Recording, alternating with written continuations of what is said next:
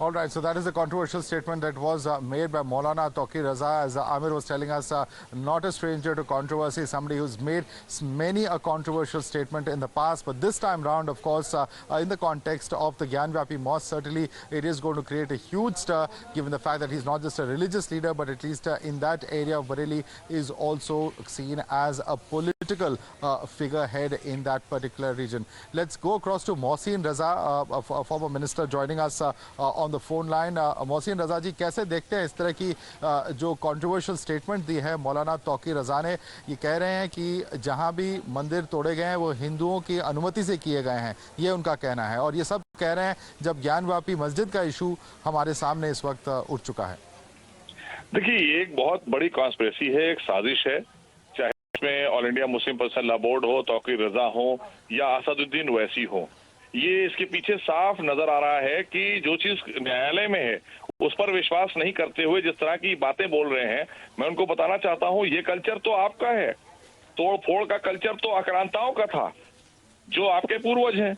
आप उनसे पूछिए, आप हमें क्या बताइएगा? ये तो महात्माओं का देश है, ऋषि मुनियों का देश है। इस देश जैसे संस्कार तो पूरे विश्व में नहीं कहीं है। तो तोड़ फोड़ का काम तो आपके लोगों ने किया था। और अगर अपने राइट के तहत कोई भी पक्ष जा रहा है न्यायालय में, तो आपको उसका स्वागत करना चाहिए, ना कि आप इस तरह का भ्रम पैदा करें या सांप्रदायिक सौहार्द को खराब करने का काम करें, दंगा कराने का प्रयास करें अपनी राजनीतिक रोटी सेकने के लिए। 4 दिन पहले तक आप समाजवादी पार्टी में थे, अब कांग्रेस में चले गए। कहीं दुकान चल नहीं पा रही किसी की, क्योंकि अब कानून का राज स्थापित हो गया है। भारतीय जनता पार्टी की सरकार है, तो ऐसे लोगों की दुकानें बंद हो गई हैं। तो ये अपनी दुकान चलाना चाहते हैं सांप्रदायिक माहौल खराब करके, दंगे कराकर, तभी इनकी दुकान चलेगी। लेकिन सर, सवाल ये उठते हैं कि अगर इस तरह के बयान, और ये पहली बार नहीं है जो इस तरह का बयान दे रहे हैं, इनके ऊपर कार्रवाई क्यों नहीं की जाती? अगर इस तरह का सांप्रदायिक सौहार्द खराब करने का उनकी अगर मंशा बार बार इस तरह सामने आ रही है, तो को बताया कि जिस तरह से आप न्यायालय जाते हैं, अगर आपको कोई आपकी जिज्ञासा है उसको शांत करने के लिए या अपना राइट लेने के लिए, अगर ये उसमें बाधा बनेंगे या सांप्रदायिक सौहार्द खराब करेंगे, तो कार्रवाई बिल्कुल निश्चित होगी। इसमें कहीं कोई दो राय नहीं है। क्योंकि अगर कोई भी माहौल बिगड़ता है और कोई भी इस तरह के दंगे अंगे कराए इन लोगों ने, क्योंकि इनकी साजिश साफ दिख रही है। जिस तरह से असदुद्दीन ओवैसी बयान दे रहे हैं हैदराबाद से बैठकर, all India Muslim personal law board जिस तरह से कह रहा है कि ये बहुत ज्यादती हो रही है, तो आपको पहला तो किसने राइट दिया है कि आप अपना पर्सनल लॉ बनाकर बैठिए हिंदुस्तान के अंदर? ये भैया हिंदुस्तान है, ये पाकिस्तान नहीं है कि आप यहाँ पर्सनल लॉ बनाकर बैठ जाइएगा। किसने इजाजत दी है?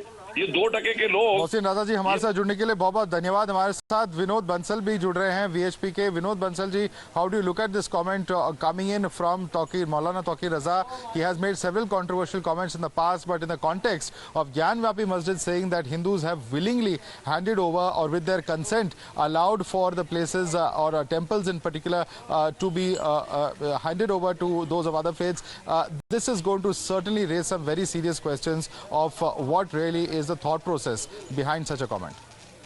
देखिए, it clearly shows there mindset. Actually ये वो लोग हैं जो कि जिस थाली में खाते हैं उसी में छेद करते हैं।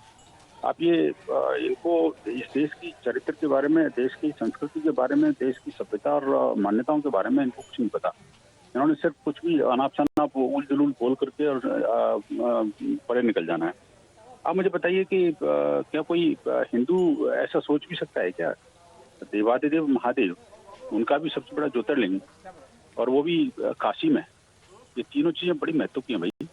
पूरा विश्व जानता है इस बात को। काशी के बारे में किसी भी बच्चे से पूछोगे तो भी पता लग जाएगा what the significance of Kashi is. मैं कहना चाहता हूँ कि ये जो लोग हैं, कुछ ये जो ओछी मानसिकता के लोग हैं, इस्लामिक जिहादियों के पैरोकार लोग हैं, जो लोग मुस्लिम समाज को नहीं चाहते कि कट्टरवाद की राह से थोड़ा सा भी जो भटक जाए। वो इस तरह की बयानबाजी करके हिंदू समाज को भी उद्विग्न करना चाहते हैं, उनकी भावनाओं को कुठाराघात करते हैं और साथ ही साथ इस्लामी जातियों को उकसाते हैं। ये चीजें अब धीरे धीरे करके इनकी कलई खुल रही है। ये बौखलाहट है इनकी, जो जिस तरह के बयान दे रहे हैं। अब जिस तरह से सच्चाई बाहर आ रही है, जिसको छुपाने का प्रयास इन्होंने जी भर के किया। 6-7 तारीख को जिस तरह से कोर्ट के सर्वेयर को वहाँ पर रोका और जिस तरह से धमकाया धमकाया और विवाद क्रिएट करने की कोशिश करी, लेकिन धन्य है वो हमारी न्याय व्यवस्था, जिसको हमें अभिमान है कि उसने एक सख्त कार्रवाई करते हुए सत्य के अन्वेषण के लिए आगे बढ़ी और सच्चाई सामने आई है। और जब सच्चाई सामने आ गई है तो इनको लग रहा है कि कुछ भी बदलो तो ये बात बन जाएगी, लेकिन अब ऐसा नहीं होने वाला। देश, समाज, राष्ट्र जाग चुका है। एक समर्थ और सबल सरकार है देश के अंदर। ओके, और वो सच्चाई प्रत्येक विनोद बंसल जी, रिएक्शंस आ रहे हैं इस तरह के कमेंट पे। Certainly it's a very controversial comment that has come in, but I'd like to thank you for joining us, Mr. Vinod Bansal as well as Mohsin Raza earlier. We're going to slip into a very quick break, but we're going to track all the developments coming in from the Varanasi court. 4 o'clock is when the bench sits. We'll be getting you all the fastest updates right here on Times Now.